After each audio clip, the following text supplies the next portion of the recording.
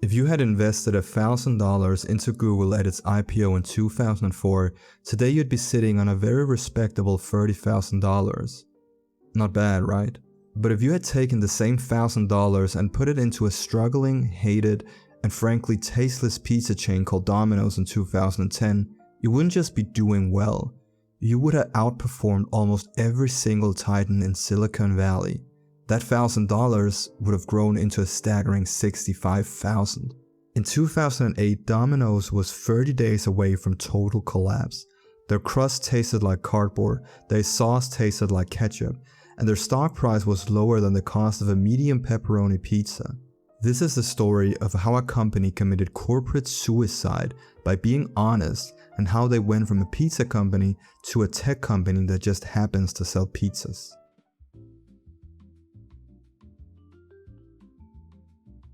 Before Domino's became the pizza giant we know today, we first have to look at its beginnings. In 1960, two brothers named Tom and James Monaghan took over a small pizza joint called Dom and Nick's in Ypsilanti, Michigan, near a college campus. Through a small loan and a down payment, the brothers began operating the business. However, after only 8 months, James decided to trade his half of the business for Tom's 1959 Volkswagen Beetle, which had been used to deliver pizzas. And thus, Tom was now alone in running the business himself. By 1961, Tom was drowning. He was buried in debt and hadn't figured out how to run a profitable pizzeria yet. But one fateful Sunday night changed everything. Due to mismanagement, half of his staff didn't show up for this evening shift, which was a disaster because Sunday was their busiest night due to campus dining halls being closed, and thus a lot of students craved pizza. In a moment of desperation, Tom decided to cut his menu. At the time, they offered 5 different sizes of pizza, and he decided to stop selling the smallest one because it took just as much time to make as the large ones, but didn't turn any profit. And that night, despite having half the help, he earned 50% more money than ever before. This was his lightbulb moment. He realized that complexity is the enemy of profit, and decided to cut the mid-sized pizzas next. And suddenly, the bills were getting paid. Through these small, simple tweaks to his business, he had discovered the formula that would eventually conquer the world. By 1965, Tom had purchased additional pizzerias, bringing his total to 3 locations across the county. He wanted all of them to share a single brand, but for contractual reasons, he was not allowed to use the name Dom and Nick's, and was forced to come up with a new name if he wanted a unified brand. That's when one of his delivery drivers suggested the name Domino's. And just like that, the stores were renamed and Domino's Inc. was founded. It is because of those original 3 expansion stores that the Domino's logo has the 3 dots. And Tom actually planned to add a new dot for every new store he opened, but that idea was quickly scrapped as the company began experiencing rapid growth. Through disciplined business decisions and out-of-the-box thinking, such as hiring blind people to taste test his pizzas to ensure that the texture and flavor were perfect, and also conducting personal interviews on the street to figure out what kind of pizzas people preferred, Domino's began experiencing great success. And by 1968, he had opened 12 stores scattered around high-foot traffic areas and numerous universities in Michigan. Things were going incredibly well, and by 1969, Tom Monaghan was high on his own success. He had some of the busiest pizzerias in the country and he wanted more. He decided to listen to a Detroit broker who told him to stop being a simple operator and start thinking big, and Tom took the bait. He began hiring a fleet of MBAs, installed a massive expensive computer system for accounting, and went on a frantic expansion tear, increasing the number of stores to 44 in only 10 months. But there was a fatal flaw with this strategy. Tom was a Marine and a fanatic. He knew how to run a shop, but his new MBAs? They only knew how to look at spreadsheets. And while Tom was used to campus locations that stayed busy all night, the new team started to putting stores in quiet residential suburbs where nobody even knew what a Domino's was. The new stores weren't just underperforming, they were doing zero business. And Tom was caught in a nightmare. He was shipping food to franchisees who couldn't pay him, and he was too loyal to cut them off as most of them were people he knew personally. And through this, he was essentially subsidizing a failing empire with his own debt. By May 1970, the debt became a noose. The banks moved in and seized 51% of the company and essentially fired Tom from his own creation. They decided to bring in a turnaround expert whose only strategy was to cut costs at any price, which will result in heavy damage for the Domino's brand for years to come. The expert started hacking away at the quality. To save a few cents per pizza, he forced stores to use a non-dairy cheese blend, which was a plastic-like substitute that tasted terrible and didn't even melt properly. For a brand that relied on repeat customers, this was a death sentence. The franchisees, who as mentioned before was mostly people Tom knew personally, were not only furious with the changes, but they felt betrayed. However, as these new changes failed in turning the company around, the bank eventually sold the Domino's stake back to Tom after they realized they couldn't make it profitable. And while Tom was happy for this decision, something needed to be done if he wanted to save his baby. And while he didn't know it yet, Tom was on the verge of reinventing the way Domino's operated its pizza business.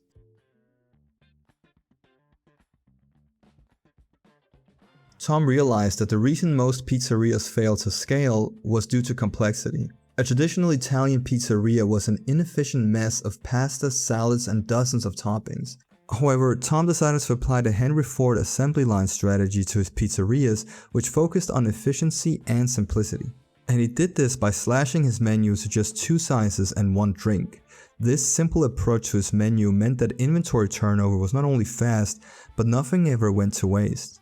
But his most genius move yet was his real estate strategy.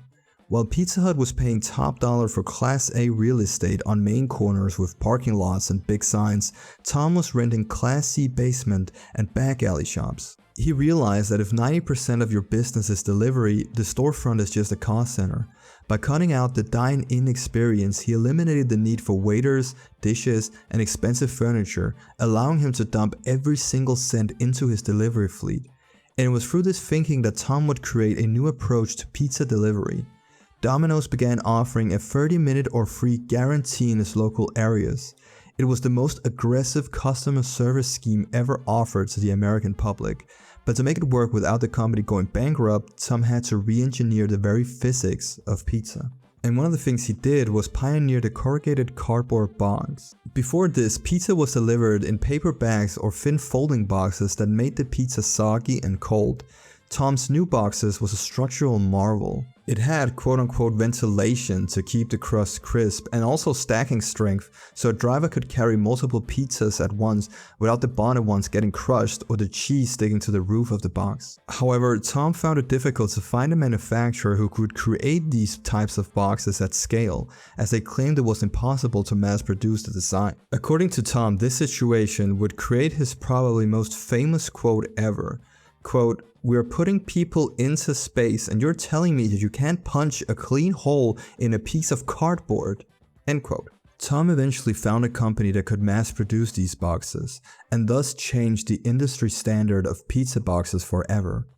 He also introduced other industry standards such as the insulation pouches and revolving ovens to mass produce pizzas. By the end of the 70s, Domino's wasn't just a restaurant chain. It was the world's most advanced logistics company, moving hot products through the urban environments faster than anyone else on earth. Time was of the essence, and it was evident in the way Tom led his business. There are even stories of him being so obsessed with time that he would train his employees using a stopwatch to see how long it would take them to put cheese on the pizza.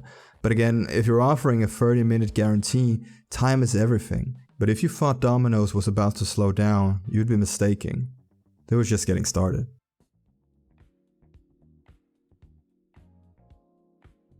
At the beginning of the 80s, Domino's was a force to be reckoned with, and it seemed nothing could stop them. In 1983, they finally went international, opening their first store outside the US in Winnipeg, Canada, quickly followed by locations in Australia and the UK. The expansion moved so rapidly that by the end of 1983, Domino's had opened more than 1,000 stores worldwide, becoming a global power in the pizza industry.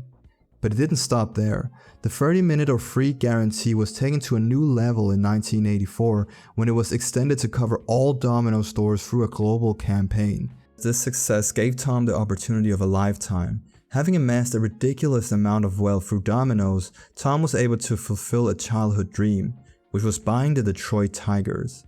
Like many kids, Tom dreamed of playing for a professional baseball team, but while Tom couldn't play for them, he decided to buy the entire team for $53 million in 1984, which is the equivalent of roughly 160 million in today's money. His spending spree didn't stop there though, as he began buying numerous pieces of furniture designed by the American architect Frank Lloyd Wright, who is famous for influencing the 20th century architectural movement by blending modern structures with environmental elements. Tom even went so far as to build a corporate headquarters called the Domino's Farm, heavily inspired by Wright's aesthetics. And of course, like any other billionaire, Tom had cars, and lots of them. He managed to amass a collection of over 240 classic cars, with the most valuable one being a 1931 Bugatti Royale Berlin de Voyage, purchased for $8.1 million. But my personal favorite is the Triton A2, a unique one-of-a-kind freewheeler commissioned by Tom himself, which comes with its own pizza oven. Now that is a true car for a real American. By the late 1980s, Tom Monaghan was no longer just a pizza guy. He was a titan who was living the American dream. He owned the Detroit Tigers, he was collecting Ferraris, and was building a headquarters that looked like a piece of art. But while the brand was winning on the surface, the 30-minute guarantee was quietly turning into a multi-million-dollar legal time bomb that was about to explode.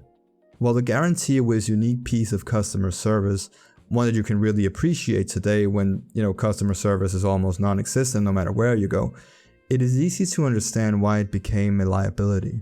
Since drivers were incentivized to deliver as fast as possible to avoid the company losing money, they often engaged in risky behavior, which came to fruition in 1993, where a lawsuit had reached a breaking point following a crash in St. Louis where a woman was hit by a Domino's driver who had run a red light. She sued the company and won. Domino's was forced to pay $78 million in damages to her, which effectively killed the 30-minute or free guarantee, and Tom Monaghan personally went on live television to announce the end of the campaign and citing safety as the primary concern. This marked the beginning of a major personal shift for Tom. He seemingly stopped enjoying the billionaire lifestyle as much as he once had and decided to undergo a spiritual transformation. He came to believe that one of the biggest sins in his life was his own pride and began selling off nearly everything he owned, his classic car collection, the Detroit Tigers, and almost all of his worldly possessions. This also included his stake in Domino's. In 1998, Tom decided to sell 93% of the company to the investment firm Bain Capital for approximately $1 billion. He then embarked on a new mission, dedicating the rest of his life to Catholic philanthropy. Meanwhile, Domino's was preparing for the next big shift in its history, gearing up to go public on the stock market.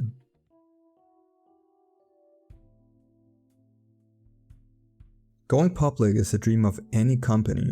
After years of hard work, you finally have the opportunity to cash out. And in 2004, Domino's finally went public. It was an overall great success, with the stock debuting at $14 a share and the IPO raking in $339 million. But while that sounds like a lot of money, it wasn't enough for Bain Capital, who had initiated what was essentially a race to the bottom, as all greedy private equity firms do. They loaded Domino's with massive debt to pay themselves dividends, and to service that debt, they began cutting corners for the worst. They prioritized cheapness over everything. They did this by switching to a low-quality cheese product that was barely legally considered cheese, altering the tomato sauce recipe to a bland substitute, and sourced the cheapest flour available for the dough. By the mid-2000s, Domino's, who was once a company known for its great pizzas and fast delivery, had become synonymous with cardboard. And this isn't a joke. During the time, cardboard became a stain on Domino's reputation that it just couldn't wash off. And while the company was profitable on paper, it had lost its soul. By 2008, during the Great Recession, the stock price collapsed completely to an all-time low of just $2.83 per share. Investors were treating the company like it was heading for bankruptcy, which wasn't entirely far off. But while the pizza still tasted like cardboard, Domino's actually began doing something interesting during this time by quietly overhauling its tech. While delivery apps today make food trackers a staple, this was revolutionary in 2008, and Domino's were the ones spearheading this. Domino's launched the Pizza Tracker on their own mobile app, allowing you to order from your fingertips. This piece of innovation was completely unheard of at the time, as most people were still used to calling their local pizza shops when ordering pizza. However, no amount of tech could hide the fact that the pizza was bad, and I mean really bad, and something had to change. In 2009, Domino's had reached its lowest point yet, with sales down and also suffering from a scandal involving employees tampering with the food. The brand had become completely toxic, and according to insiders and professionals at the time, Domino's was only 30 days away from going completely bankrupt, which is probably why they decided to do what they did next. The then president Patrick Doyle decided the only way out was to be brutally honest, and they did this by launching the Pizza Turnaround campaign. In a move that looked like corporate suicide, they ran ads showing their harshest critics, calling their pizza the worst, uneatable, and straight up cardboard. And with these comments, they promised to do better. They threw out the old recipe and rebuilt everything from the ground up. We're talking a new garlic herb seasoned crust, a bolder tomato sauce, and 100% real shredded mozzarella. They even sent chefs to the homes of their biggest critics to have them try the new recipe on camera. You can question how much of it was reality TV magic, but the results were undeniable. Just 1 year after the campaign went live, Domino's posted a 14.3% increase in same-store sales across the US, the largest single-year jump of its kind in the history of the fast food industry. They had saved the company, but Patrick Doyle knew that you could only play the honesty card once. To survive the next decade, they did what I always do, and went all in. They began the journey of shifting from being just a pizza company to becoming a tech company that just happens to sell pizza. In 2011, Domino's made a declaration that sounded insane to Wall Street. It would be an understatement to say that people were skeptical. While the competitors like Pizza Hut were focused on stuffed crust and Papa John's was leaning on better ingredients, Domino's announced a massive hiring spree. But they weren't hiring people to make pizzas, they were poaching software engineers from Silicon Valley. They realized that in a mobile-first world, the user interface was as important as the taste of their pizza. Their philosophy was simple. If you make it easier to buy a pizza than it is to call a friend, you win a customer for life. And to be honest, they actually created some very cool and innovative things. In 2012, they released Pizza Hero, a game where you could virtually stretch pizza dough and add toppings, and if you managed to make a great pizza in the game, you could actually hit a button and have that exact pizza delivered to your door. This sounds like a gimmick, but it was a masterclass in data collection because they were essentially gamifying dinner. By the end of 2012, digital sales hit a tipping point. For the first time in history, more people were ordering via screens than phone calls. And it didn't stop there. In 2013, Domino's launched an ambitious piece of technological software, which was called Domino's Anywhere. The goal was simple: a customer should be able to order a pizza from any device they own without ever speaking to a human, and the results were amazing. They integrated the tech into Ford's cars through its internal sync systems and made it possible to order pizza from your steering wheel. They launched it on Pebble and Apple Watches and also created a zero-click app where if you opened the app, a 10-second timer started. If it didn't stop it, you would have a pizza order automatically sent to your address through your profile specifications. It was the ultimate frictionless experience, and Wall Street noticed. By 2014, the stock price had surged from that 2008 low of almost $3 a share to over $70 per share. But the craziest idea came in 2015. Domino's introduced emoji ordering, which was essentially a linking of your Twitter profile to your Domino's profile.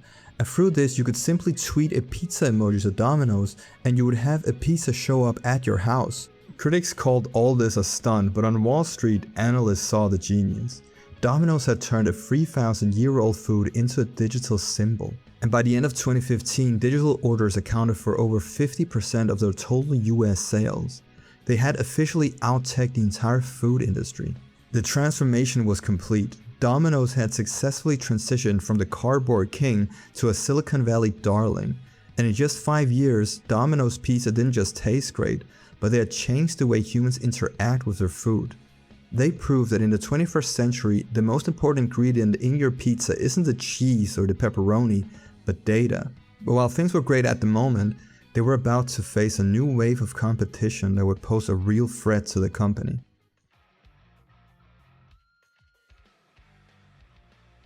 By 2016, Domino's was the tech king of fast food, but a new massive threat was emerging from Silicon Valley. Armed with billions in venture capital, companies like Uber Eats and DoorDash were promising to deliver anything to anyone. Suddenly, every local restaurant had a delivery fleet. Domino's exclusive edge consisting of their delivery drivers were being drained, and Wall Street analysts began to panic because they were posing the question, why would anyone order Domino's when they could get Five Guys or Cheesecake Factory delivered to their door? Most companies would have panicked and joined the third-party apps, but Domino's CEO Patrick Doyle did the opposite. In a strategy he called fortressing, instead of spreading out, Domino's started opening more stores in areas where they already had stores. To a traditional accountant, this looked like stealing your own customers, but to Domino's, it was a carefully crafted tactic. By shrinking delivery territories, drivers could get to a house in 10 or 15 minutes instead of 30. And this made carryout convenient because people started picking up their own pizzas again. And while the delivery apps were charging 30% commissions, Domino's was owning the street corners for pennies. And the strategy paid off. In 2018, Domino's officially surpassed Pizza Hut in global retail sales. I mean, just imagine, a small pizzeria who was founded by a couple of guys from Michigan was now the #1 pizza chain in the world. And things were going great until March 2020, when the pandemic hit and the world stopped. Restaurants everywhere were scrambling to set up a delivery system they didn't have, but for Domino's, this wasn't a crisis. It was the moment that they had been training for since 1960, because they owned their own fleet and their own tech, and they didn't have to wait for Uber or DoorDash to update an algorithm. Within days, they rolled out contactless delivery globally. And while the rest of the S&P 500 was crashing, Domino's stock was doing something incredible. It was hitting all-time highs. They became the national infrastructure of food during the lockdown, and between 2015 and 2020, Domino's stock price quadrupled. They didn't do it by following the Silicon Valley trend, they did it by doubling down on their own fortress strategies. They proved that in a world of middleman apps, the winner is the one who owns the oven, the app, and the car. By the end of 2020, Domino's had become a global logistics powerhouse that had successfully fended off a multi-billion-dollar tech invasion. And in 2021, the world finally opened up its doors again. For most of the restaurant industry, it was a relief. But for Domino's, it was a challenge, because they had just spent the last 18 months as a national infrastructure of food and had seen their stock price skyrocket to over $500 per share. But as people began returning to dining rooms, the delivery boom began to cool, and Wall Street started asking the brutal question, was Domino's just a pandemic play? To survive the next era, Domino's knew they couldn't just rely on an app. They have to solve the one thing that the pandemic broke forever, which was the labor market. Gas prices were rising and delivery drivers were quitting, but Domino's was determined to not let this affect their business. They pivoted to a new strategy: electrification and autonomy. In 2022, they rolled out the largest electric pizza delivery fleet in the country, deploying hundreds and hundreds of Chevy Bolts. But the real game changer was happening in Houston, Texas. Through a partnership with a company called Nuro, Domino's began the first ever commercial occupantless delivery. No driver, no steering wheels, just a little robot with a warming oven. Domino's applied for a patent of a motorized base with high-res LiDAR and ultrasonic sensors. And at this point, they weren't just using it to deliver pizza. They were gathering millions of miles of autonomous data, preparing for a world where the human cost of delivery would eventually drop to zero.